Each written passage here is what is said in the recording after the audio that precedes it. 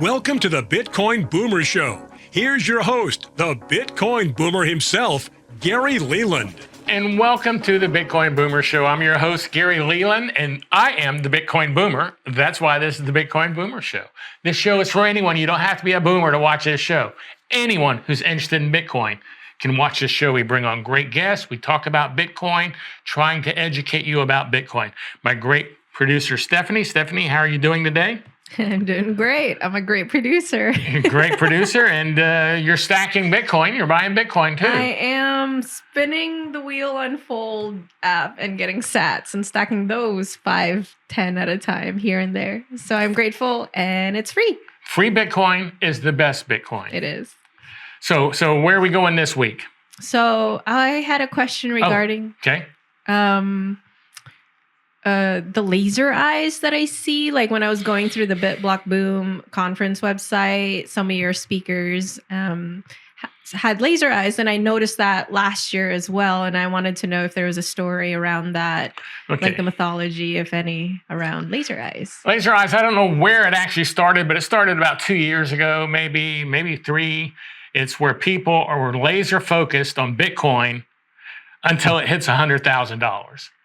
So a lot of Bitcoiners have added lasers coming out of their eyes, shooting. So they're laser focused on Bitcoin until it hits $100,000. And they're still waiting. They've been waiting a while. So that's what laser eyes are, laser focused on Bitcoin. Today we have that's a good question, by the way. Yeah, that was a good question. Today we have Mel Sands on the show. And Mel Sands is a friend of mine. I see her everywhere I go, Bitcoin wise, and she has a background in collectibles, like antiques and collectibles, and now she's moving into Bitcoin collectibles. She's really gotten addicted to Bitcoin, which many people do, and I'm calling it addiction because once you understand Bitcoin and get focused on it, it's hard not to want to find out more about Bitcoin, and you do kind of get it. Kind of addicted to finding out about Bitcoin. Now she's like moved into collectibles in Bitcoin because a lot of people collect early Bitcoin items. So we're going to bring her on the show and talk to her about Bitcoin collectibles after we word from our sponsor. And please don't forget to share this show with your friends. If you know anyone who's interested in Bitcoin, I can't say this enough, and I'll say this quite a few times before the show's over. So please share this show with your friends. So stay tuned. We'll be right back with Mel Sands and the Bitcoin collectible world right after this word from our sponsor.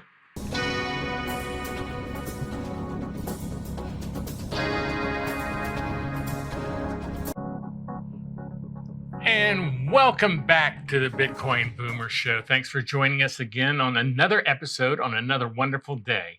Now, today we're going to talk about Bitcoin, but guess what? That's all we talk about. So you're pretty used to that by now. If this is your first time watching the show, welcome to the show. Now, today we have Mel Sands joining us, Bitcoin for Girls. Mel's a great friend of mine. Mel, welcome to the show. Hey, Gary. Thanks for having me. Yeah, thanks for joining us. We've known each other now for about 2 years, and we see each other at all the same Bitcoin events. I don't care where I go, just about if it's a Bitcoin event, you're there, whether it's Miami, whether it's Vegas, whether it's LA. Mel Sands is going to be there. Mel, before we get going on this show, though, how about give everybody a quick bio as to who is Mel Sands? Sure. So I have been an antiques, art, and vintage dealer for 26 years.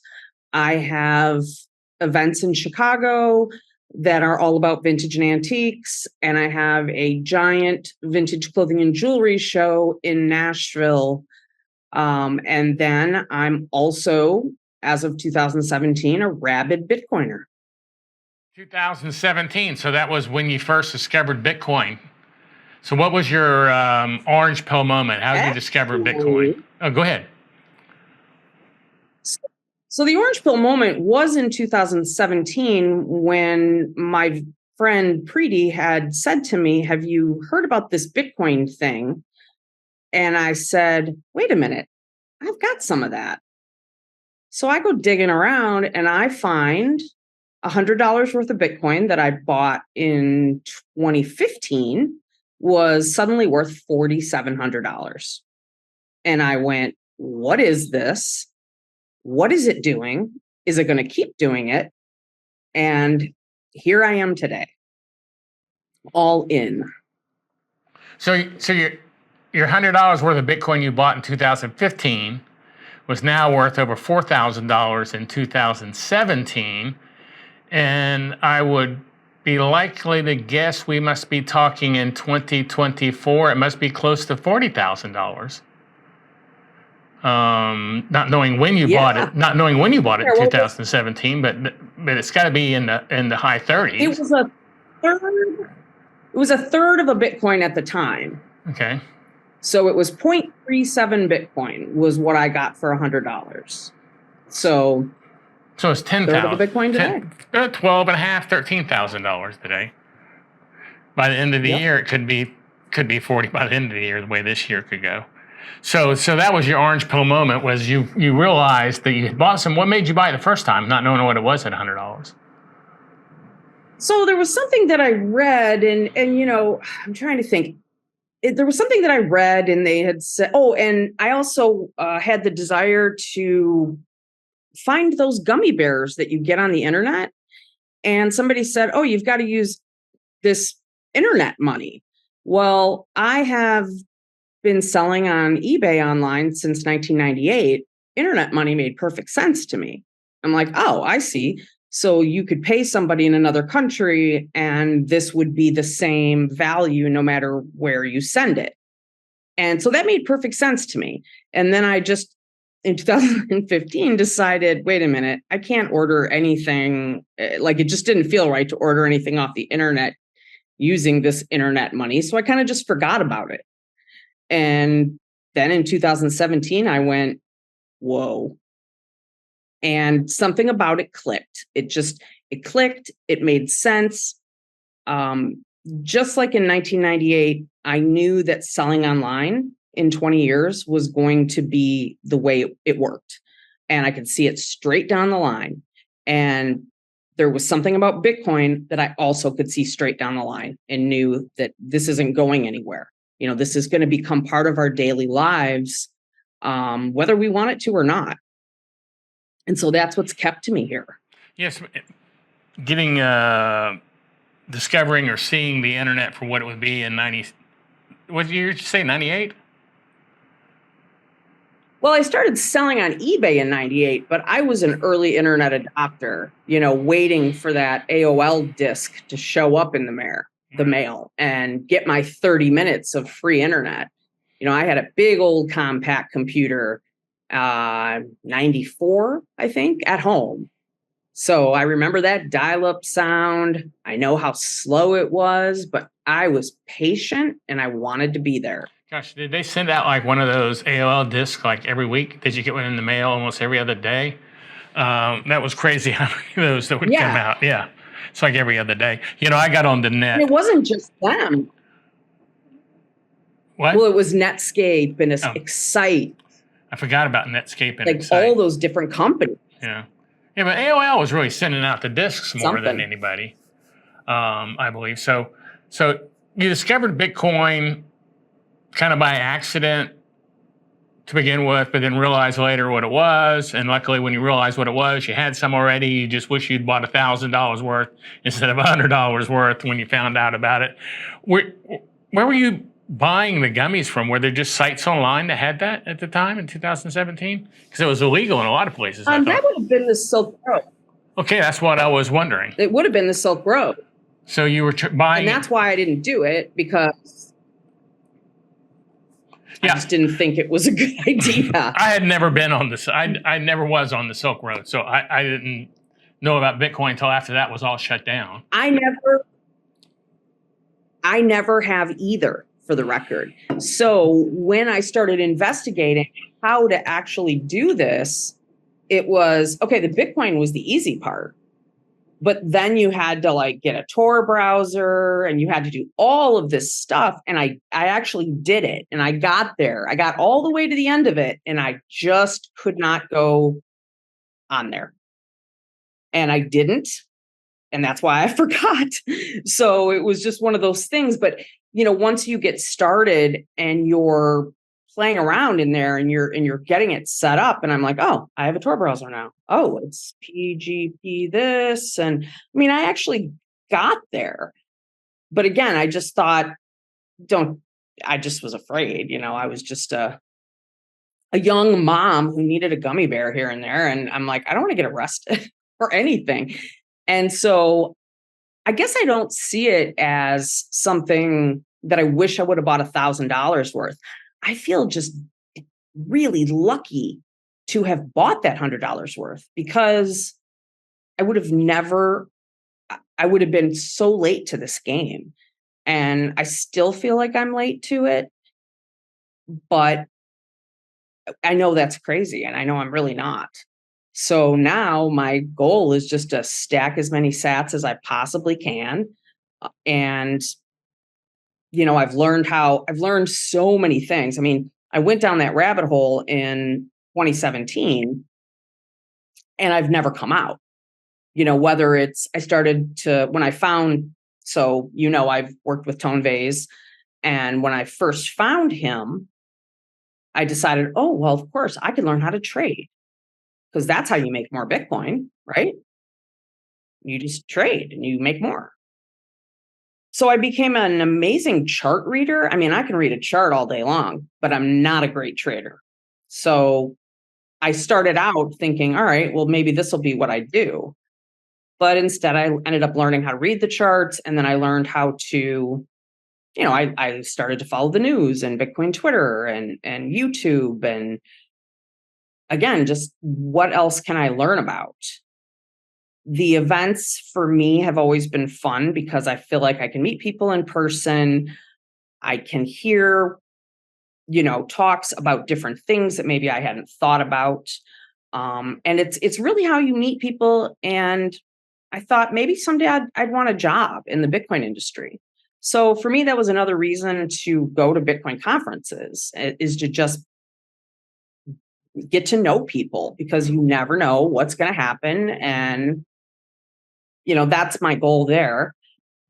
Obviously, for this year, my first conference of the year will be BitBlock Boom and the Halving Party. So I've got my first conference nailed down.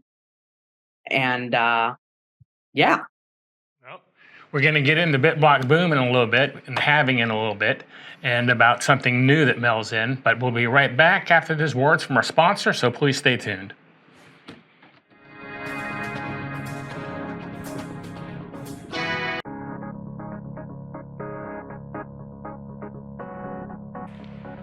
And welcome back to the Bitcoin Boomer Show. Before we go back to our guest, I do want to make sure you know that the purpose of this show is just to educate you about Bitcoin. We aren't selling you any Bitcoin. I don't have any Bitcoin for sale, but we want to educate you or anyone you may know. So if you know someone who is interested in Bitcoin, or you think would benefit from learning about Bitcoin, please refer them to the show. We'd appreciate it, and I know they would. Well, welcome back to the show, Mel. Yeah, that's pretty interesting stories on Bitcoin. They're finding out about Bitcoin. But I just want to know, before we go any further, though, to you, Mel Sands, what is Bitcoin? What is your definition of what is Bitcoin? I get a lot of different answers on this. Hope. It's hope. That's the first thing that comes to my mind. That's what it means to me. I was I was a mom with 3 kids. I had my own business, and I never knew anything about finance or anything else. And when I started to learn Bitcoin, I got the hope that, holy cow, I might actually be able to retire one day. I may actually be able to do things and leave something behind for my kids. So it's hope for me. Well, that's a good answer, and that's a short answer. So thanks for getting to the point on that. Now let's talk about something you're into right now, which I think makes perfect sense to me. You told me that you, I know you're from Vintage Roadshow type thing. You've done is that the name of it? Was the Vintage Roadshow? Well, the Antiques Roadshow is, I've definitely watched every episode of it. I know the people and the appraisers on it. Plenty of them. I walk down the street and see them and say hi. Well, I mean, so yeah, it's where I come. Yeah, that's your business. So it makes sense to me that you are now looking at Bitcoin collectibles, and I found that pretty interesting. I mean, there are whole groups online just of people who collect Bitcoin items and sell Bitcoin items and buy Bitcoin items. And if you think about it, the early ones, there's not many of them. But let's talk about that real quick. How'd you get, well, I guess you got into it because of your antique business that led you down that road, that and Bitcoin together. How'd you decide to get into that? Well, so the first collectible thing that I ever acquired was at a conference in Chicago in 2018, and it was a comic book. And I never thought anything of it. I didn't think it would ever be worth anything. And, I brought it home. I threw it up on the shelf someplace and really didn't take care of it. And then, years have gone by. I never put these two worlds together. I never thought about it that way until the Bitcoin trading cards came along. When the trading cards came along, I, believe it or not, still did not really put these things together. I bought some Bitcoin trading cards because I wanted to support a Bitcoin business. I loved what they were doing. I loved the educational aspect of it, the collectability aspect of it, but I still never expected them to explode the way they did. And, they have done an amazing job putting some scarcity into it. Finding, Easter eggs and treasures in the packs. And there's this vibrant community where everyone is trading and buying from one another. I sold a card. It was a rare 1 in 21 from the very first series for $3,000 now, which was amazing. And of course, I've bought more cards as time has gone on. I'm completing collections. There's a series 1, a series 2. There's an unconfiscatable set that I need to finish. I am missing one very elusive card, the poker table. And this, I suddenly realized that the guys who were collecting the Bitcoin trading cards, they were collecting other stuff too. So I started to figure that out. I went, oh my God. And then it all clicked. I'm like, this is exactly the same thing. I've heard people use the word collecting when it comes to Bitcoin. Each Bitcoin is different. Each one is special. And I've heard that, and it made me realize that these are collectors. These are my people. I really thought it would be the other way around. I thought my antiques and vintage people, as crazy as that sounds, might want to get into Bitcoin. But what I learned was that the Bitcoiners want to be collectors. So I just started to meet these guys and talk to them about what they've collected.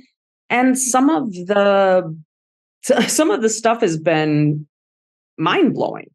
So I know you and I have talked about this, but the newspaper from January 3rd, 2009, Chancellor on the Brink headline, I actually looked this morning. According to the website that I looked on, there's actually only 7 confirmed in existence and an 8th that is currently for sale. So what's interesting about these papers is, well, the first thing that I found was interesting was the last one that sold, from what I understand, sold for over $400,000. Wow. This is for the newspaper. And for those who don't know, in the first Bitcoin block was the homepage, front page of this newspaper, just to give people hindsight on that. So the last one you saw sold for $400,000. And most people don't even know what it is. I mean, so there's not a ton of people going after it. Right. Well, I can tell you that the rabid collectors have already gone to every potential site there is in order to find, like, there are websites and there are companies that get a copy of every paper. And this paper is nowhere to be found. Knowing what I know about this business and how to get stuff to sell, you're going to have to go into somebody's house to get this paper. But back to the one that I heard about recently that is currently for sale, the gentleman who owns it is entertaining offers of $250,000 or more. So how many newspapers, could we expect would exist out in the wild? Hard to say, but the circulation in 2009 on an average day was around 600,000 newspapers. And this was in 2009. Saturday is the lowest circulation day. And there was absolutely nothing going on. There'd be no reason for you to hold on to this thing unless you were just a newspaper hoarder. So I hope there are some newspaper hoarders out there that maybe we'll come up with a couple more of these. But they're a very sought after item. And if you live in the UK and your mom or dad or whoever has stacks of newspapers someplace, you better get looking. Yeah, if it's worth $400,000, I would think that's kind of like gold. The higher it gets, the more accessible it is, and more gold that can be mined. And I would think the higher that newspaper gets, the more people are looking through those stacks at their parents' house. I would imagine, and I don't know, but I would imagine there are a lot of those newspapers still out there, just in the bottom of the stack, and nobody realizes it because no one realizes they have a value because their knowledge about Bitcoin is so limited. But I literally saw an article pop up yesterday about a family coming into an estate and finding all of their newspapers from now to the 1950s. And of course, what they pulled out, which I bet you could imagine, is the JFK paper. And so that was the big story within this stack of newspapers. And this was in Oklahoma. And I thought, yeah, there's Bitcoin papers out there for sure. Yeah, my parents had that newspaper, JFK, all the newspapers from when JFK got shot. I didn't know those were a really big collectible, but I guess we'll talk about that and more about Bitcoin when we come back from this word from our sponsor. See you in a minute.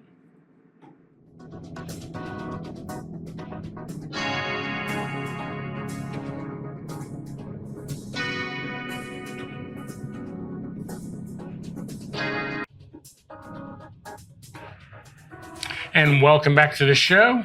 Today we're joined by Mel Sands, and we're talking about Bitcoin collectibles right now. So, Mel, I've got a question for you. I know a lot of people who actually collect Bitcoin stuff. So when you started telling me you were getting into that kind of, I was going, yeah.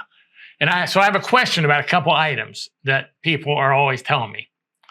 And number one, you've seen my tennis shoes, I think, with the Bitcoin logo on the heel. Mm-hmm. I have had two people who go, I can't believe you're wearing those tennis shoes. I've got mine in the storage in a box and I'm not wearing them because I think they're going to be worth a lot of money. Are those shoes going to be worth a lot of money in your humble opinion? It's hard to say. Something like that, it's so specific to your size, and it's so sure, if you had a brand new pair and the right person with the right size feet came along, I suppose, if I had a pair of Bitcoin shoes, I'd be wearing them. I don't think I would put them aside. Maybe I'd buy a second pair to put aside. I have been known to do things like that. But normally, my Bitcoin t-shirts, I'm not hanging them in my closet and never wearing them, even though I have an enormous collection of them. And I continue to add to that collection, but I want to wear them. I want to enjoy them first. If they're collectible some day down the line, great. But that's what makes something collectible. So back to what you said about the JFK newspaper.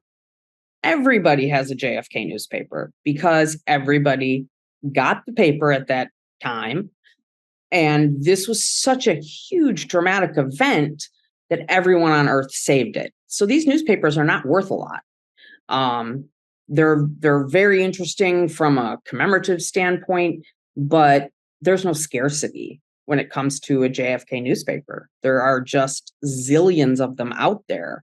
And I mean, I can't tell you how many phone calls I get from people who say, I've got this original JFK paper, and I have to, sadly ease them down and tell them, when there are a million of something or a zillion of something, you've just taken away any scarcity, which kills the demand, or you know what I mean, or doesn't fulfill the. What am I trying to say? Kind of like the U.S. dollar. There's a lot of them. And now another collectible. Yeah. Someone was telling me about they're collecting the other day, and I'm just going to use one as an example. What is there a big future in having a signed copy of the Bitcoin standard? I honestly, yeah, I would think that's the number one book. Again, so let's go to baseball cards for a minute. Baseball cards were made for kids, and they started out being made for kids. And then people would take them, let's see, kids would put them in their spokes, in their tires. In the 90s, they started to print trading cards like it was going out of style, killing the scarcity. But something that would happen is they would have these trading card shows where somebody like, Pete Rose would show up and sign your cards. So someone like him has signed a zillion things. Saifedean, the more he signs, the less his signature is worth, usually. So now I don't think Saifedean will go to a collectibles show and sign book after book after book. So I'm going to say that his signature is going to be fairly scarce in the scheme of things, as well as the book. I mean, I would assume the printing of it isn't like a New York Times #1 bestseller printing. So you're looking at some scarcity probably on both ends, and being the #1 book in Bitcoin, as far as I'm concerned, sure, I would put that aside and save that. So especially, I guess, if it was the first edition, of it. I don't know if that makes a lot of different editions, but I would imagine he's had more than one printing of the book by now. Definitely does. Yeah, and probably when they did the first printing, there weren't a lot. Yeah, I mean, collectors will make it an issue. So in the Bitcoin trading card world, numbers are a huge thing. So there are in the Bitcoin trading card series there's a 1 in 100s, there are 1 in 500s, 1 in 1,000s. But if you have the number 21 in any of those, you just got the magic number. So that card, just because it's number 21, adds value. There are some people who collect what they call the bookend cards. So if it's a card that has 500, you're talking about the number 1 and the 500. So you got the bookends of that series. Other people collect all the 11s. So collectors can come up with things to enhance their collections. And whether or not that's in their mind, if I want all the number 11s, then maybe I'm willing to pay a little bit more for those. And there is something to be said for, what you're willing to pay and what someone is willing to accept. This is what determines value in these things. And the Bitcoin trading cards are newer. They've only been around for maybe 18 months to 2 years. And we're finding new things like to add value all the time. Like there can be error cards. And sometimes you don't find that error on something until like deep in the cycle of collecting. And all of a sudden everybody's looking to see, do I have one? Do I have one? And it just, I don't know, it just adds an element of fun to it. And again, I think it's an epic, Bitcoin trading cards can educate the world if they'll let us. as well as potentially having something that's going to be valuable someday.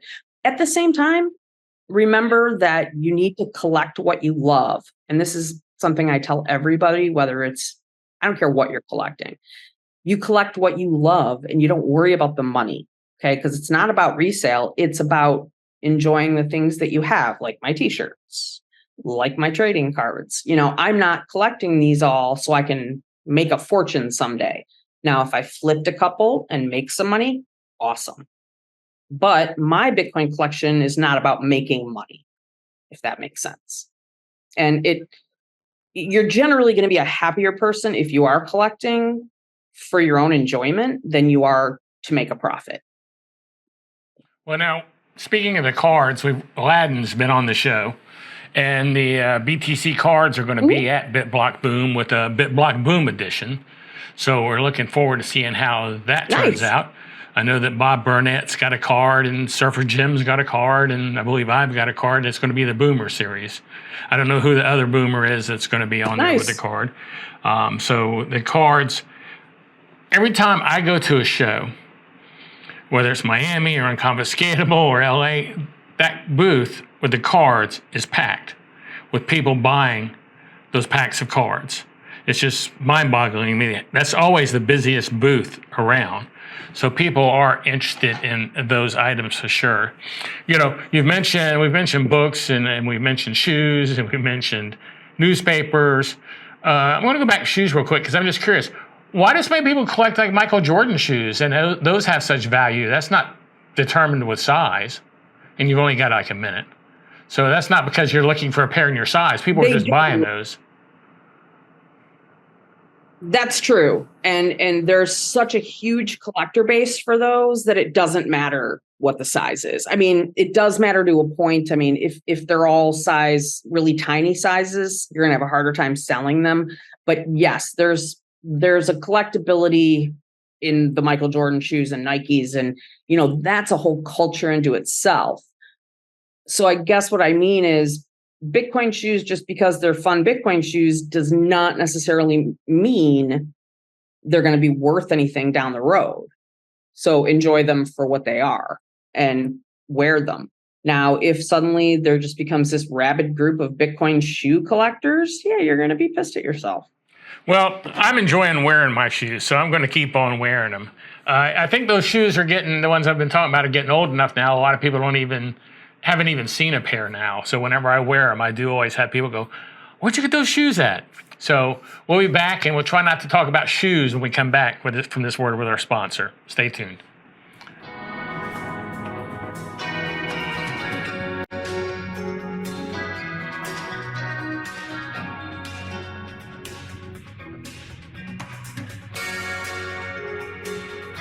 And welcome back to the show. Today we're joined by Mel Sands, and we're talking about Bitcoin, of course, but kind of a little more precise this time, Bitcoin collectibles, which we have never talked about. Well, I guess we've talked about Bitcoin cards when we had the guest there was Aladdin from Bitcoin cards, but now we're talking more just collectibles in general. Mel, welcome back to the show.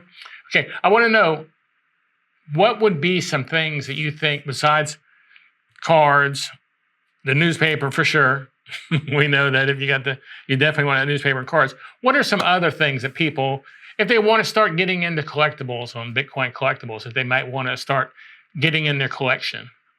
Or is there anything particular you can say, hey, these might be worth holding, you can't lose too much on these, downside versus upside? I think the ballet wallets are a good example. So ballet wallets that they've made lots of different varieties for lots of different events and specific situations. For example, Unconfiscatable has a poker tournament every year, and they put the bounty, it's a bounty game. So when you knock someone out, you get their bounty card. And so they created these special cards for Unconfiscatable that have the bounty on them. And because they only make enough for the players, they're highly collectible and people look for them. They're loaded when you pass them out. So like Tone gives the prize amounts, and they load them up for us. And then the guys usually take them and unload them. But the card by itself, blank, is worth something. And so guys are collecting them, and the rarer they are, or the smaller the event they came from, like I've got one from an MIT event, Bitcoin Day. And I thought that was pretty interesting because I'd never heard of it. So I think that's an interesting area. I know hardware wallets are a big deal. There's one I have one. It's called a Kiara. I'm not sure if you've ever heard of it, but it's this really intricate like disc, and it's just the coolest thing. And I bought one just because it was really cool. And then I found out later that there are guys who collect every version of these. Pins, the BTC pins are a lot of fun. And most of the events have one made, or there are pins available for sale. And then my favorite collectible, of course, is my yellow collection. So not only do I have my yellow stuffed animal or, stuffed friend that I take with me on Bitcoin adventures, I have a yellow pin. I have actually a few yellow pins, and now I have an amazing yellow cork board to house my pin collection. So pins are good. Yeah, I mean, I could want. So talking about the wallet. So what was that wallet you named? That was round and It's called a Kiara. I'm not familiar with that at all. Kiara. Yeah, and I wasn't either. I heard about them in the Bitcoin collecting group, and apparently this gentleman has been making these for years, and he makes them by hand. And they're not you have to create your own seed phrase and all of that. So he just makes the wallet, and he did a series like Earth, Wind, and Fire kind of a thing. And so there was like a diamond, an emerald, a sapphire, and another version. And they had like art on them, and each one was individual. So I bought like the sapphire one, and it came in a nice little velvety box, and it's got a little screwdriver, and it's got a kit that you can, create your seed phrase. And I guess there's videos on YouTube showing you how to do it. And the gentleman that makes them, like I said, makes them by hand, and they're very intricate and they're very interesting. I can get you the actual name and link, if you want to put it in the description or anything, if anybody's interested. Yeah, I was just curious. So how about like art? Art itself, because you have a lot of artists, who just sell their stuff for a lot of money anyway. But yep. And some of it is really absolutely great, and it's absolutely collectible. And I have collected little pieces of art as well. Asanoa is like one of my favorite artists. Mirror One, he's something. There's Brecky. You could absolutely just collect Bitcoin art, and you would be collecting Bitcoin. And I have art from both of those people that they've given me in the past. So it's good to know that they're giving me something that might have some value someday. Wow. Besides being on the wall. We had, what was it, Mad Dog here? I think Mirror One is. What? Mirror One? I think he's great. Oh. I think Mirror One is great. Stuff is really good. How about Crypto Graffiti or any of the... No, off the top of my head. Look. Like some of them I'm aware of their names, some of them I'm not. No, there's a lot. I know at BitBlock Boom, I loved that painting with the hanging bankers. Yeah. Wow. Yeah. You remember? Yeah, I do remember that. That was at the something. auction there. I thought that was a piece. So, and I think that's on a Bitcoin trade. I've seen it several places now in videos and things like that. That was a popular, I don't know who got that in the auction, but that was a popular piece. I had a piece I was bidding on, but someone took that away from me at the last minute there. So, is there any kind of tip before we get out of here? We just have a few minutes left you want to give people about collecting? Because that's what the show's pretty Well, much been about. I'll go back to what I said. You have to collect what you like and what you enjoy and not worry about the money. Okay. Don't think that everything you collect is going to be worth a fortune. I collect things and certain brands of things that I love, but I'll also wear and enjoy them. And that is what's first. Is if you're collecting something, you better love it and don't look at it like, oh, this could be worth money someday, because that is the thing that will guarantee you don't make money. So just collect what you love and enjoy it, and support these Bitcoin businesses that are putting this stuff out, and they're really doing it well and growing by leaps and bounds. Where can people follow you, keep up with you, and do you have any links or anything you want to share before we get out of here? Girls_Bitcoin on Twitter is where you'll find me, and right now I'm vying for position of CEO of the BitBlock Boom conference. So you'll find my fights with Gary in my feed, and so far I'm winning. I'm absolutely kicking my winning ass. at every single one. Kicking my ass in every video. I don't seem to be able to get a punch in. But yeah, you need you keep getting up. You need to go to Mel's Twitter page and see these videos she's making. I break out laughing every time I see one, so she does a good job at those.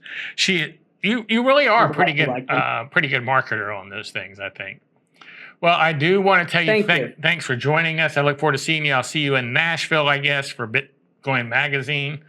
I'll see you at BitBlock Boom before that in April. So, that'll be the next place we see. I wouldn't miss it. Yeah, that's my favorite conference of the year, for sure. I do appreciate you coming on. Have a good day, and we will talk to you later. Same to you. Thanks, Gary. And everybody, that's going to break up for this segment. We're going to go to a word from our sponsor. But before we do, I want to make sure and tell you again, please share this show with your friends. Please tell them about this show. As I said, our goal is not to sell Bitcoin here on this show. It's just to educate you, whether it's collectibles, whether it's about Bitcoin itself, whether it's about wallets and how to store Bitcoin. But I truly believe Bitcoin is going to change the world, as many of my guests do, in that you need to know about it and what's going on with it. Even if you don't buy any from anyone, just having a basic understanding of what Bitcoin is will put you ahead of most of the people on the planet, because only about 3% of the people on the planet are into Bitcoin at all. We'll be right back after this word from our sponsor. So please stay tuned.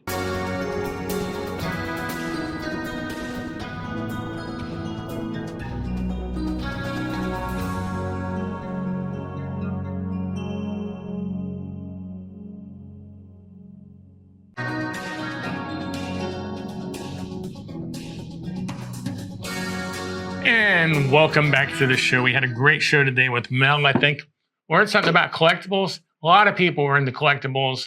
Not as many are into Bitcoin collectibles. So she may be right. That may be a good point. Steph, what'd you think? So I really enjoyed when she talked about the prettier hardware wallet. Yeah. Not gonna lie, I was like, ooh, my ears and my little antennas went up. Because not gonna lie, the hardware wallets I've seen over the last 2 seasons recording with you has been like, okay, I could see that. It's like a hardier flash drive, but if it's pretty. I haven't seen that wallet before, so I'm actually curious to see that too. But I agree, most hardware wallets are not made to be pretty. They're just a fancy flash drive. So I'll be interested to see that one myself. Hey, before we go, I do want to tell everybody, please check out our conference coming up. It's in April in Dallas, Texas. It's BitBlock Boom at bitblockboom.com. It's the world's longest running Bitcoin conference. So please check that out. Also check out the book I wrote, Bitcoin and the American Dream. Check that out. It's a great book. It's a great book for someone who wants to learn about Bitcoin, or if you want to teach someone about Bitcoin.